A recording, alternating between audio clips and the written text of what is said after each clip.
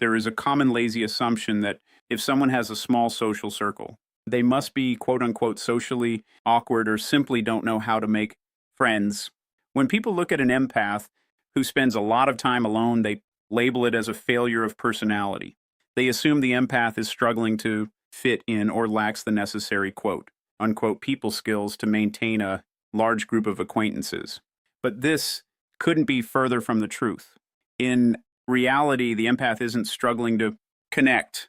They are operating on a frequency that most people haven't even discovered yet. While the average person is busy listening to words, the empath is busy processing the raw data behind those words. They are reading the slight shift in your tone, the tension in your jaw, the micro expressions that flash across your face for a split second, and the massive glaring gap between what you are saying and what you are actually feeling. To an empath, walking into a room full of people isn't just a social event. It's an intake of massive amounts of hidden information. They see the mask everyone wears. They see the person who is smiling but is actually drowning in insecurity. And they feel the person who is acting confident but is actually radiating hidden aggression. When you have that level of perception, surface level interaction doesn't just feel boring. It feels fundamentally dishonest. It's like being the only sober person in a room full of people pretending to be drunk. You see the strings, you see the performance, and you see the artificiality of it all. This is why small talk is so exhausting for them. To most, small talk is a safe way to pass the time. To an empath, it's a disorienting performance where everyone has silently agreed to stay in the shallow end of the pool, even though the ocean is right there. This constant awareness eventually forces the empath to a crossroads. They reach a point where they have to make a definitive choice. Do they keep forcing themselves to participate in these shallow, empty interactions just to maintain the appearance of being social? Or do they step back and wait for something real? Most eventually choose to step back from the outside. This looks like withdrawal, isolation, or even a sudden loss of friends. People might say they become antisocial or that they're going through a phase, but on the inside, this isn't driven by fear or a lack of ability. It is driven by high-level discernment.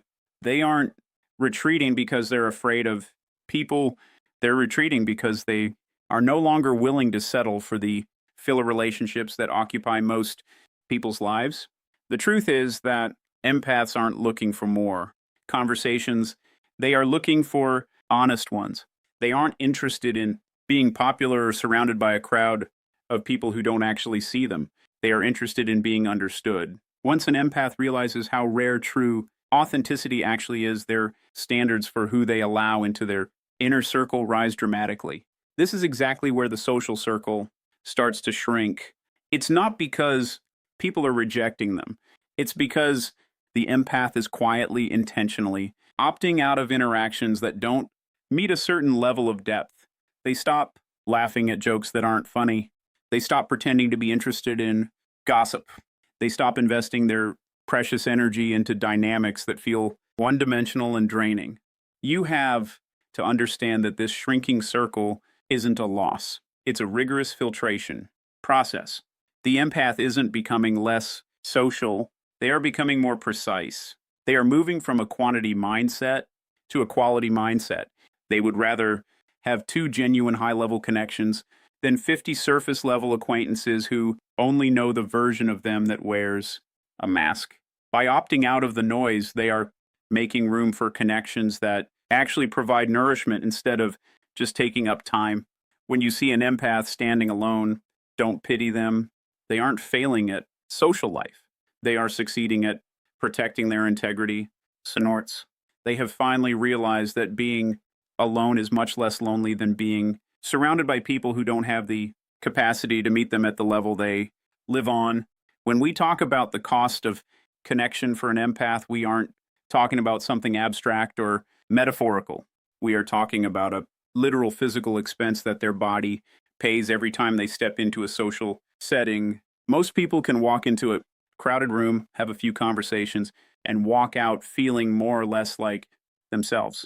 They regulate their emotions internally. They have a buffer that keeps other people's moods from leaking into their own system. But for an empath, that buffer doesn't exist. Their nervous system is wired differently. It acts like a biological mirror that automatically reflects the emotional environment around them. This isn't a choice or a personality trait, it is a physiological reality. If you are sitting across from someone who is deeply anxious, your body doesn't just notice it. Your own heart rate begins to climb, your muscles begin to tighten, and your breathing becomes shallow. You are literally experiencing their stress as if it were your own. This is why social interaction for an empath is incredibly expensive. Every person they interact with represents a new set of data that their nervous system has to process and manage. If they are around people who are manipulative, chaotic, or carrying heavy unresolved baggage, the empath's body registers that noise as a direct threat. They are absorbing the static of everyone else's internal lives. While others might leave a party feeling energized by the music and the crowd, the empath leaves feeling completely depleted. It's not the normal kind of tired that you can fix with a good night's sleep. It is a deep cellular exhaustion that comes from having your internal equilibrium hijacked for hours. It feels like someone reached into your gas tank and siphoned out every drop of fuel, leaving you to run on empty for days just to recover from a single evening of having fun. As an empath matures, they start to recognize this pattern and they stop looking at relationships through the lens of friendship or obligation. Instead, they start looking at them through the lens of cost. They realize that they have a limited amount of emotional currency to spend and they can no longer afford to waste it on people who leave them feeling worse than when they started. They stop asking themselves, how can I make this friendship work? Or why don't I fit in? And they start asking a much more direct question. What is this interaction costing me? They realize that if a specific person consistently leaves them feeling drained, foggy, or anxious, that person is a liability to their health. This is the moment the empath shifts from being a people pleaser to being a peace protector. They begin to prioritize their internal stability over social volume because they've learned the hard way that you cannot pour from an empty cup. Eventually, this realization leads to a total overhaul of how the empath lives their life. They start declining invitations, limiting their phone time, and being much more selective about who they allow into their personal space. To an outsider, this can look cold or mean, but it is actually a necessary act of survival. Protecting your peace isn't about being better than anyone else. It's about recognizing that your body literally cannot handle the constant interference of other people's chaos. For an empath, solitude isn't a luxury. It's medicine. It's the only time their nervous system can finally settle down, stop mirroring the world, and return to its natural baseline. They learn that fitting in isn't worth the price of losing their own sanity. They would rather have a life that is small and stable than a life that is large and constantly vibrating with someone else's unresolved energy. This shift in perspective is the ultimate turning point where the empath finally stops apologizing for their needs and starts honoring them. The most dangerous trait an empath possesses is their ability to see the why behind everyone's bad behavior, because you can feel the hidden trauma, the childhood wounds, and the deep-seated pain that drives people to lash out or shut down. You end up developing a dangerously high tolerance for mistreatment. You become an expert at rationalizing away the ways people hurt you. You tell yourself, they only snapped at me because they're stressed. Or they're being selfish because they never felt loved as a child. You provide the context that they refuse to provide for themselves. While this level of insight is a superpower in terms of human understanding, it becomes a trap in terms of self-preservation. You end up confusing understanding someone with excusing them. You think that because you can see the root of their poison, you are somehow obligated to stay and drink it. For years, this pattern forces you into a cycle of chronic overextension. You become the person who listens longer, forgives faster, and carries the emotional weight of two people in a one-person relationship. You step in to stabilize their moods. You anticipate their needs before they even speak. And you offer endless patience. while receiving none in return. You convince yourself that if you just give a little more, or if you explain things a little more clearly, they will eventually reach your level of awareness and meet you there. But the harsh reality that most empaths eventually face is that many people aren't looking for a partner or a friend. They are looking for a shock absorber. They are perfectly happy to let you carry their burden because it's easier for them. And as long as you keep offering your energy for free, they will keep taking it without ever feeling the need to change. The breaking point arrives when the exhaustion finally outweighs the hope. You reach a stage where you realize the connection isn't just imbalanced, it's entirely one-sided. You've been building a bridge from your side for years only to realize the other person hasn't even laid a single brick. When an empath finally wakes up to this, they do something that feels radical to everyone around them. They stop overgiving. They stop the constant check-ins, the unsolicited emotional support, and the endless excuses. They set a boundary that says, I understand why you are the way you are, but I am no longer willing to be the victim of it. This is the moment the structure of the relationship is tested. And more often than not, it completely collapses.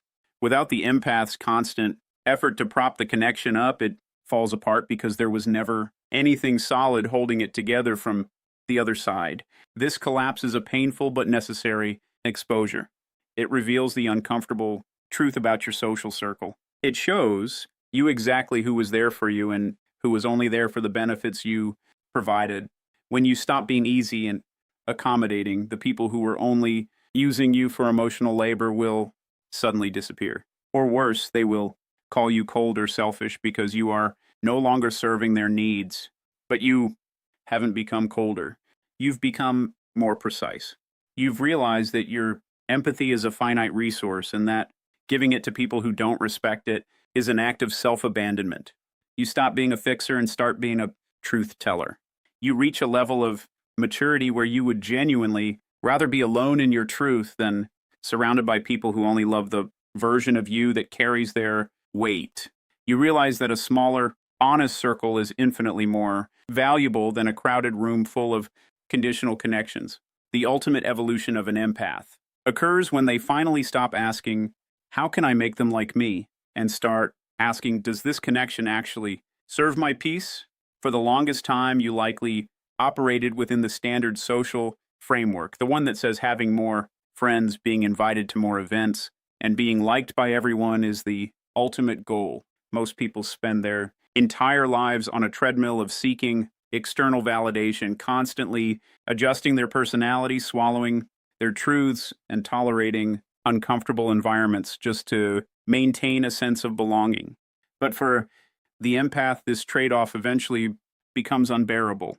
You realize that every time you choose acceptance over your own intuition, you are paying for it with your mental health. You begin to see that the hollow feeling you get after a night of forced socializing isn't just boredom. It is the sound of your internal alignment breaking. The breakthrough happens when you realize that being alone is not the same thing as being lonely. In fact, being alone is often the only time you actually feel like yourself. You discover that being surrounded by the wrong people, those who are shallow, judgmental, or emotionally chaotic, is infinitely more draining and isolating than sitting in a quiet room by yourself. This is the moment you stop seeking validation from people who don't even see the real you and start seeking coherence. Coherence is that rare, steady feeling where your external life finally matches your internal truth. It's the peace that comes when you no longer have to perform, mask, or pretend to be interested in things that feel empty. You realize that your energy is a sacred resource and the price of fitting in has become way too high to keep paying. By choosing internal alignment over external approval, you begin to build a life that looks very different to the outside world. To others, your life might start to look quiet or even small. People who are still stuck in the approval-seeking loop might think you become distant or that you've lost your spark, but they are looking at the surface while you are experiencing the depth. On the inside, your life doesn't feel small. It feels steady, grounded, and incredibly clear. You are no longer a leaf blowing in the wind, reacting to whatever social invitation or external pressure comes your way. Instead, you become the anchor. You stop saying yes out of habit or guilt and start responding only to what is genuinely aligned with your peace. If an environment feels loud, chaotic, or fake, you simply don't go. If a conversation feels draining, you gracefully exit. You are no longer available for anything that compromises your baseline of calm. This is where the narrative shifts from losing friends to refining your circle. You aren't losing people. You are filtering for quality. You're clearing out the noise so you can finally hear your own voice. When you stop chasing connection for the sake of connection, you make room for the few rare relationships that actually provide mutual resonance. Your circle isn't empty, it's curated. It's made up of people who don't require you to shrink yourself or perform a character just to be accepted. You reach a point of such high self respect that you would rather have 0 plans on a Friday night than one plan that leaves you feeling spiritually bankrupt. This isn't isolation, it's the ultimate form of control. You have realized that protecting your state of mind is the single most important job you have. And once you taste the freedom of living in alignment, there is absolutely no incentive to ever go back to the way things were. At the end of the day, being an empath isn't a social disability. It's a high-level filtering system.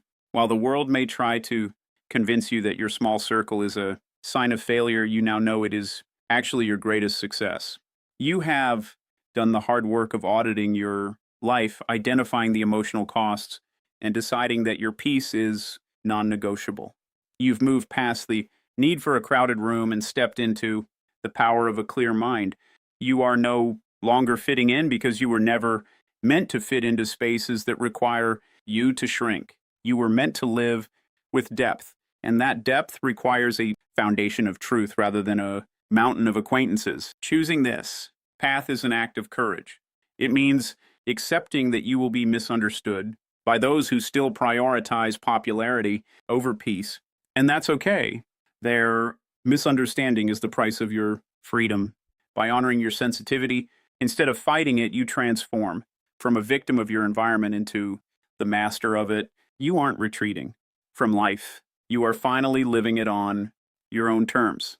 The weight you used to carry for others has been dropped, and in its place, you found a steady, unshakable sense of self that no amount of social noise can disrupt.